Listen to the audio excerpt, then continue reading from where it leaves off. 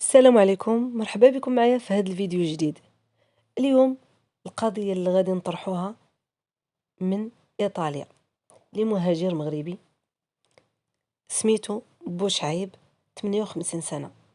كتبدا القضية بالضبط نهار 30 نوفمبر 2022، يعني تقريبا شي جوج السيمانات هذه. وقف دورية ديال البوليس وكان معصب وخايف وكيبكي، قال لهم انا قتلت مرتي. كان عامر كله دمايات. بوشعيب هو كان مدة هادي يعني سنوات في الطاليان. الزوجة ديالو سميتها وفاء، 51 سنة. عندهم 4 الوليدات، البنية الكبيرة 26 والولد 24، وعندهم 2 ولادات اخرين صغار منهم باقي كيقراو. آه بوشعيب كان شخصية متعصبة بزاف، ما كانش مبلي، ما كان والو، كان خدام عادي، ولكن في السنوات الأخيرة ما بقاش كيخدم ما بقاش بغا يخدم. الزوجة ديالو كانت خدامة في المينار، كانت متعاونة معاه على الزمان، كانت صابرة ليه. هو داك الطبع ديالو يعني إنسان متعصب أو عصبي كما بغيت نقول، وهو من داك النوع اللي خصو الكلمة ديالو اللي تكون، يعني الحاجة اللي بغاها هو اللي تكون.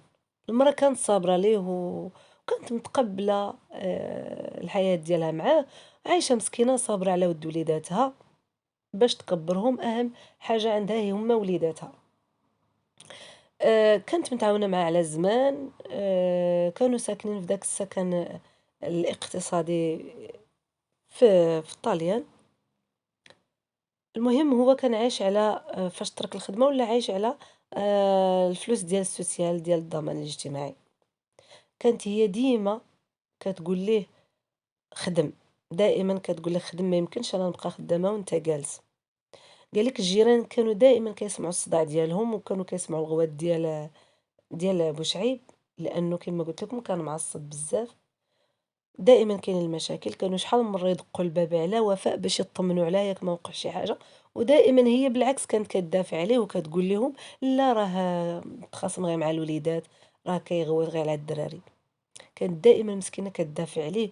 علاش؟ وكانوا شي 3 د المرات في هاد السنوات الاخيره البوليس يعني الجيران كيجيبوا البوليس، وهي كتقول لا راه ما كاين والو، لانها هي كانت خايفه عليه لا يحيدوا ليه الوراق او يحيدوا ليه الجنسيه. بقاو على هذاك الحال، صبرت بزاف، ولكن في الاخير ما بقاش قدها تصبر، لانها تتشوف دائما ناس. السيد كان ما خدامش، وكان كيسافر بزاف للمغرب بحكم انه ما خدامش، كان معول كلشي على فلوس سوسيال. حتى جا النهار المشؤوم، حتى جا هذاك النهار المشؤوم، جات من الخدمة لقاتو ناعس متكي على الكنابي وكيتفرج في التلفازة.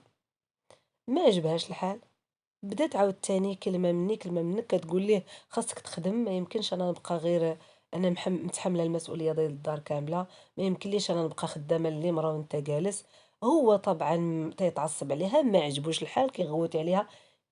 يعني كان واحد النقاش حاد كبير بزاف. هذاك النقاش يعني خلى بوشعيب يفقد الأعصاب ديالو. السيدة قالت ليه آه أنا عييت، خاصك تخوي لي الدار، نبقى أنا وولادي عايشين، ما قدرش نتحمل انك تبقى انت ناعس وجالس ومعصب، انا عييت.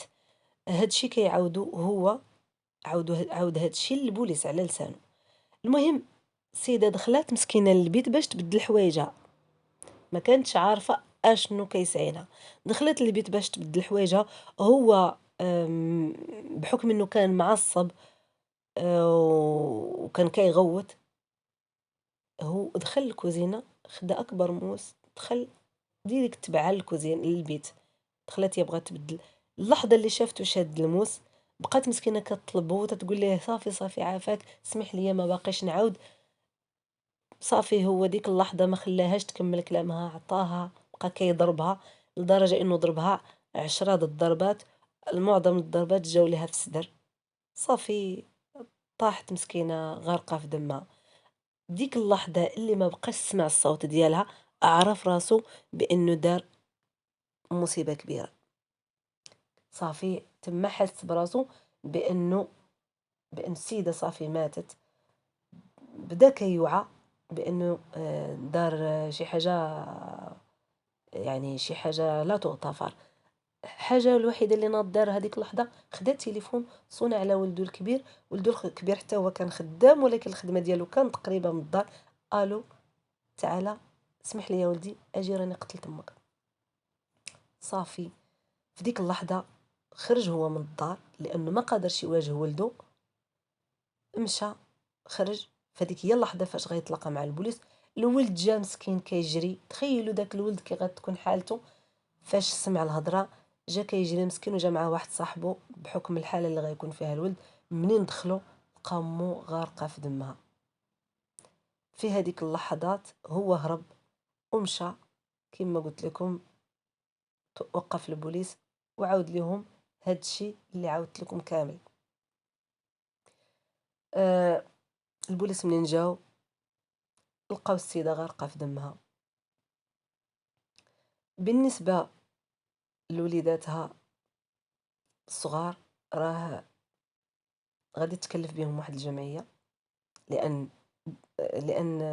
وفاء كانت خدامة مع واحد كانت خدامة في شي مكتب ديال المحامين، بعدا غيوقفوا معاهم باش ما يحيدوش لهم الدراري ويشدوهم خوتهم الكبار يربيوهم. الجيران تصدموا من هذا الشيء كله اللي طرا. كانت عزيزة عليهم وفاء، وقال لك ما عمر شافوا منها شي حاجة خايبة. يعني تأثروا بزاف وبقى فيهم الحال انه كان ممكن يعني واش ما سمعوا الصوت، واش هما الناس تعودوا يسمعوا الغوات، داكشي علاش غيقولوا راه نفس الحالة غتكون. لكن اكيد الناس كون كانوا عارفين بما غيوقع هادشي كون غيكونوا دخلوا على الاقل يعني ينقذوا ما يمكن انقاذه. للاسف هذه هي هذا الشيء اللي كيوقع. المرأة إلا كانت صابرة كتصبر بزاف وكتقول اليوم الراجل غيتبدل، والراجل إلا كان عنده هذا الطبع ديالو ما عمره غيتبدل.